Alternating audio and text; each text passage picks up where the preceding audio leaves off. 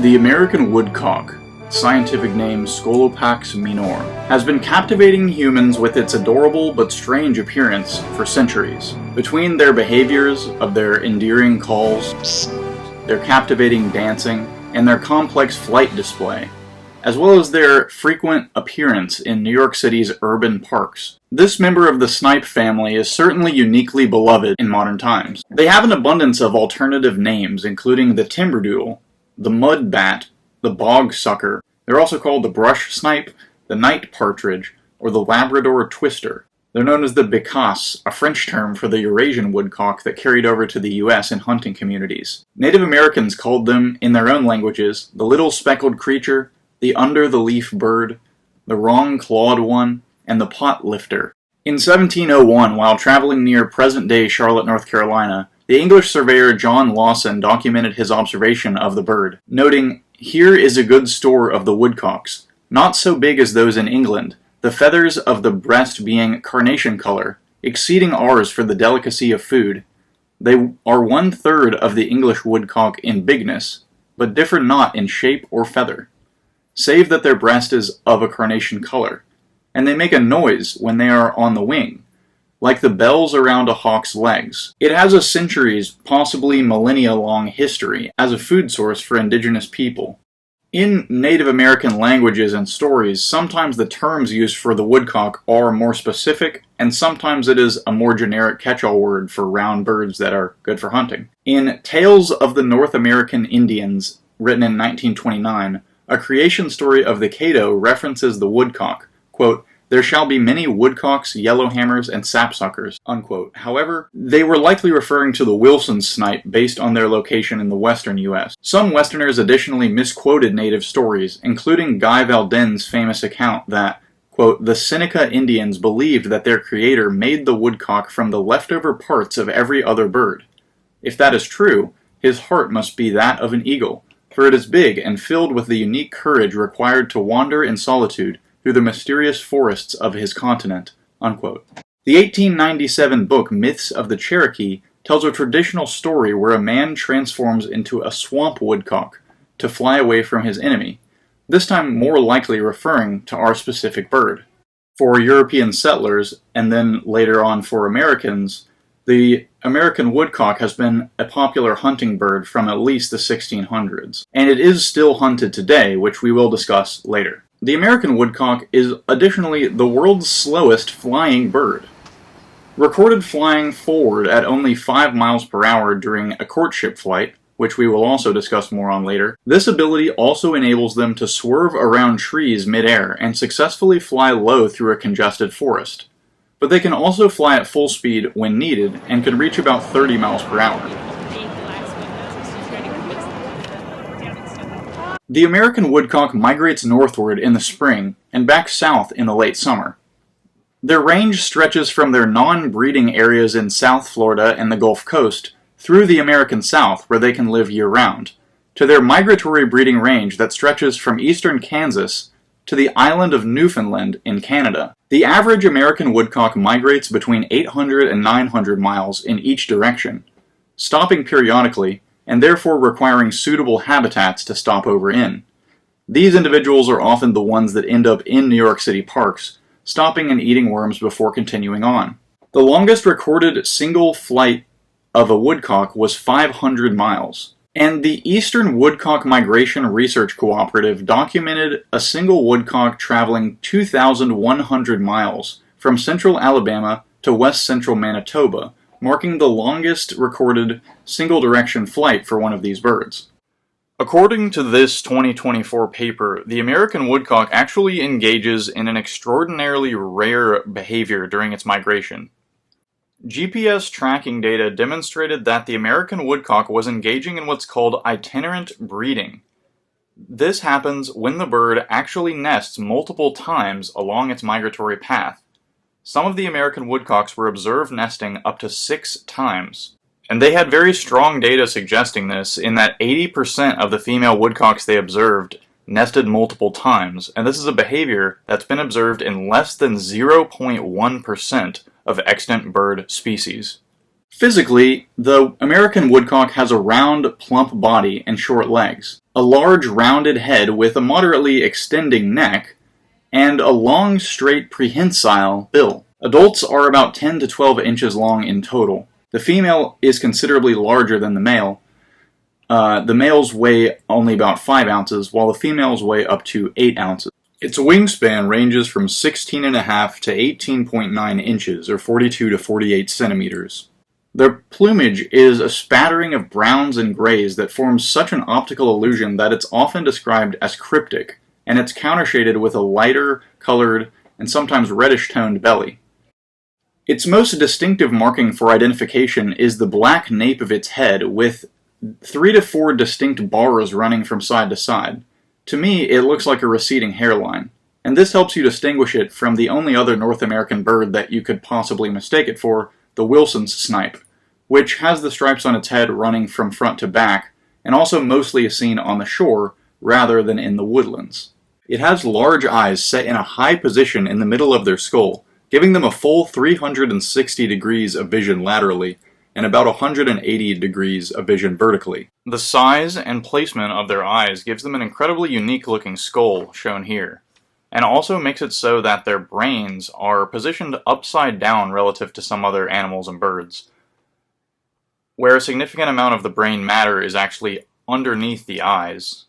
It has a long bill, about 2.5 to 2.8 inches, or 6.4 to 7.1 centimeters long, about a quarter of its body length.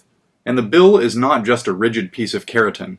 Most birds do have sensory receptors in their beaks and bills, but with the American woodcock, these receptors extend all the way to the tip of the long bill to feel for movement, and the end of the bill can flex underground to catch worms and grubs.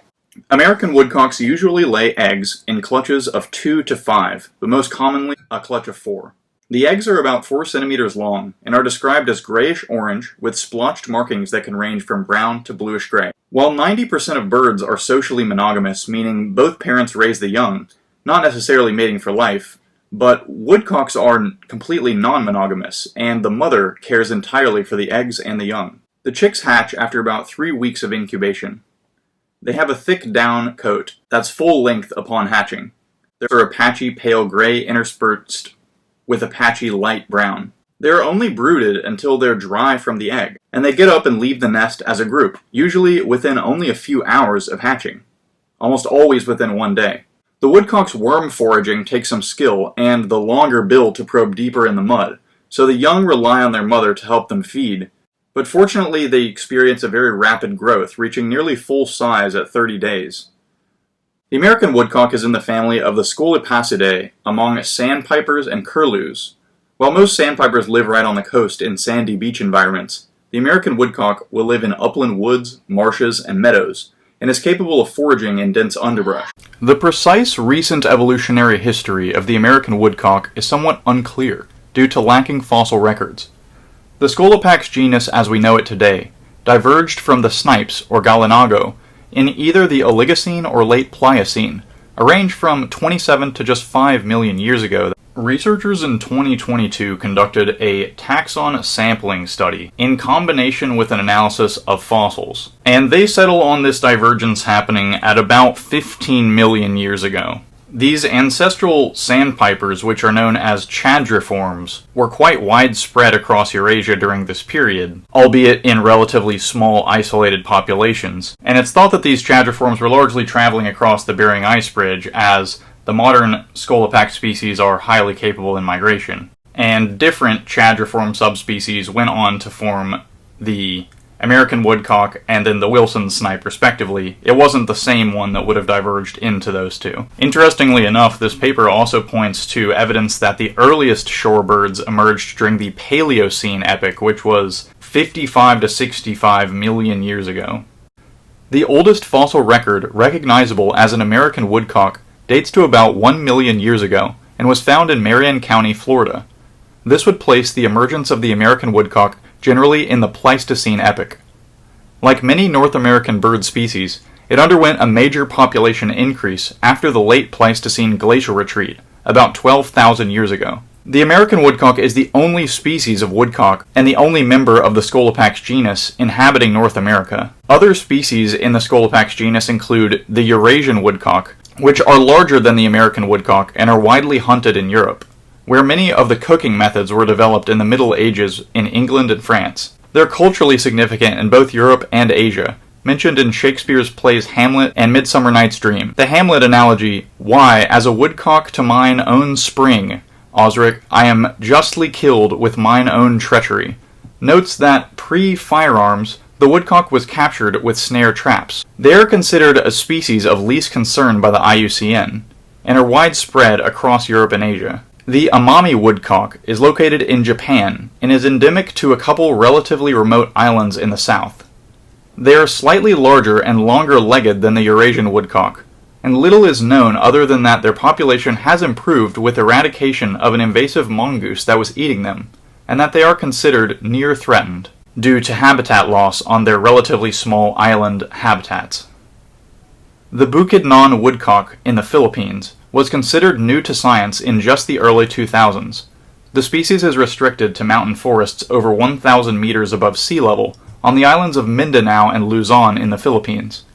Its habitat is extremely remote and rugged, and is so unsuitable to agriculture, logging, or development that the woodcock's habitat isn't considered incredibly threatened, which is pretty interesting.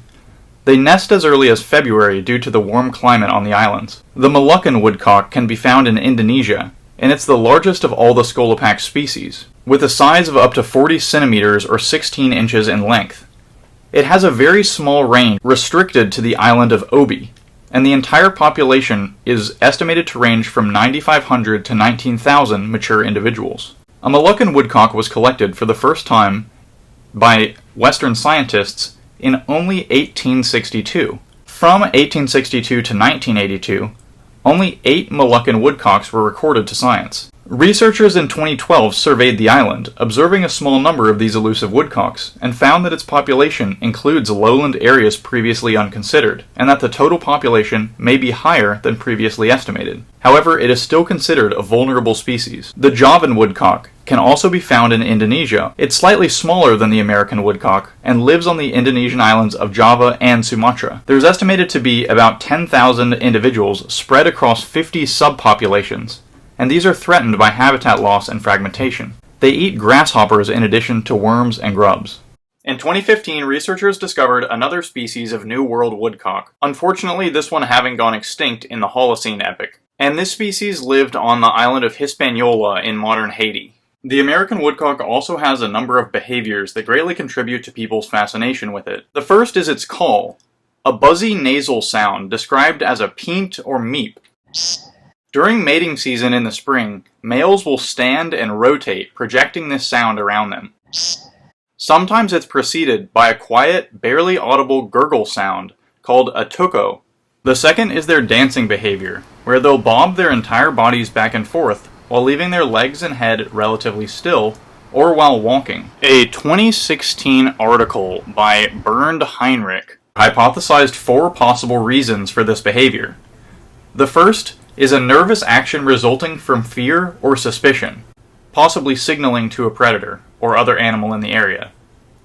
The second is actually to blend in or mimic rustling leaves around it. However, this has been slightly disproven by the fact that the birds exhibit this behavior outside of environments with rustling leaves or underbrush. The third is to mimic the movement of dappled light and shadows. But the researcher also observed that they will walk like this when there aren't shadows present, and that to an observer, this dancing behavior usually makes them more visible rather than less. The fourth theory is that this behavior is for the detection of earthworms or insects under the ground, and the movement of soil to stir them into motion. This researcher made the hypothesis that the behavior is actually to make the woodcock visible to predators, the first theory. While it is seen doing this behavior during foraging, it's also seen doing it while it's not foraging, and when it's walking across surfaces that are hard like a rock or pavement, where it couldn't possibly be looking for worms and so on. And this would be in line with a number of animals that prefer to make themselves more visible rather than less so to predators, to let the predator know that the woodcock sees it, and that the predator's advantage of stealth has been lost. This goes against both of the popular theories that I'd heard online, the first being that it's to stir up worms, and the second to be that it's to blend in with rustling leaves, so I found this conclusion incredibly interesting. Perhaps the most rare yet exciting of the woodcock's behavior is its display flight. The American woodcock engages in an elaborate display flight where it spirals in corkscrews high into the air up to 300 feet, while its specialized wing feathers produce a twittering, chirping, or ringing sound. And then the bird plummets at full speed towards the ground, landing just inches from its initial launch site. Males will do these spectacular sky dances twice a day at dawn and dusk from mid-March to early June. Sometimes two males will conduct the flight over the same area and will call out at each other, and they will do it for multiple females as well. The American woodcock is not actually considered endangered, and is in fact designated as least concern by the IUCN. With this and the fact that their total population remains at approximately 3.5 million individuals, and they can adapt to urban environments like city parks, it seems like they might be doing okay. But this doesn't paint the whole picture. The population of the American woodcock has fallen by an average of slightly more than 1% annually since at least the 1960s, and likely since well before that. There are two causes of this historically and continuing into the present day.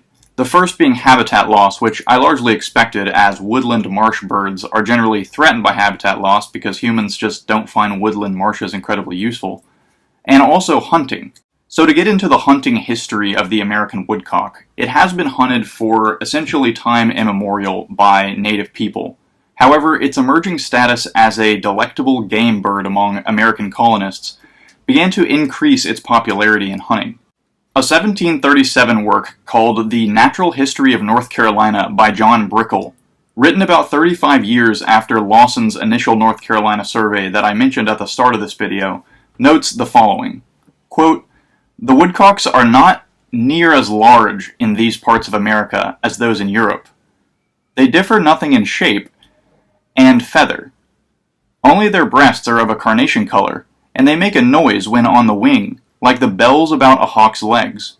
They breed and continue here all the year, and though they are not as plenty here as they are in the northern parts of Europe, yet they are as fine and delicate meat as any of that kind in the world. They are to be met with in most parts of this country, but especially in the low grounds, springs, swamps, and precautions.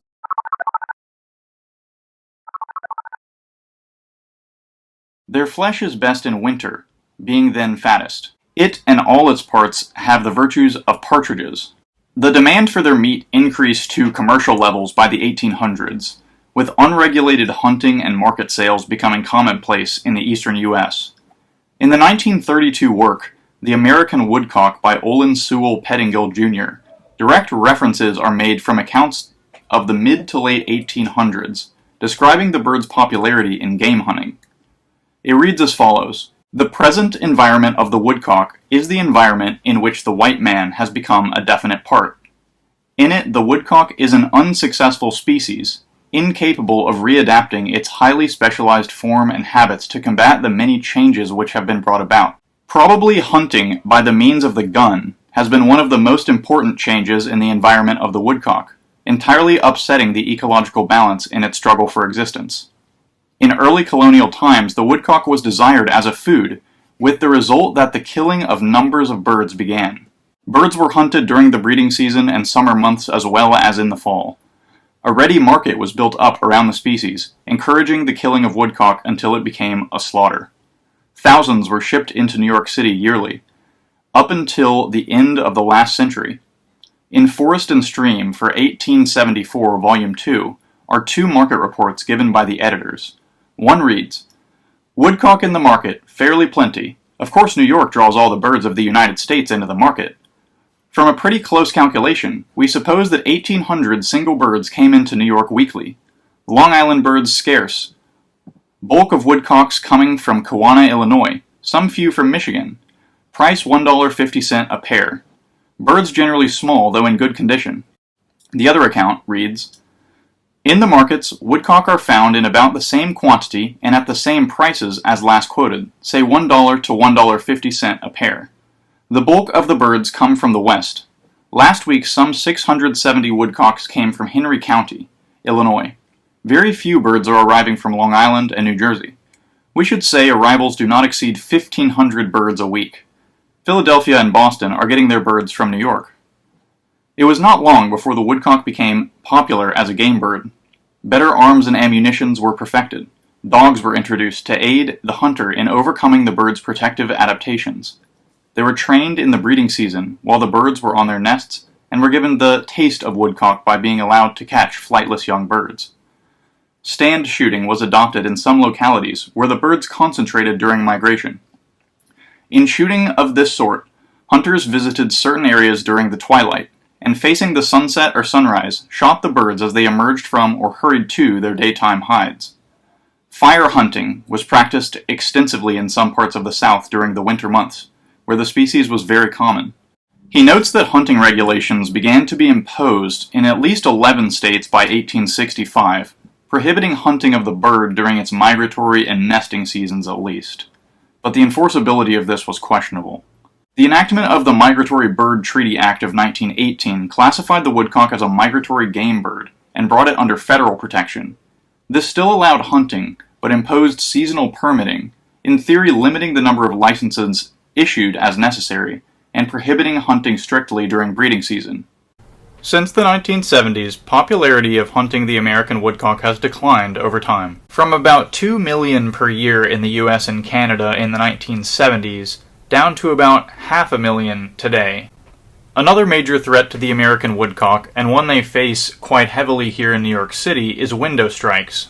It's estimated that over 1 billion birds are killed annually by collisions with glass every year in the United States alone. And while I couldn't find an exact statistic on the number of American woodcocks that fall victim to this on a yearly basis, it's thought that due to their eyesight being largely lateral, they have somewhat poor vision flying forward, and they have a harder time seeing glass than even other bird species, which already have a terrible time seeing it. And in some cities, there are certified wildlife rehab centers that will take birds that have been victim of a window strike and attempt to rehabilitate them to release them into the wild.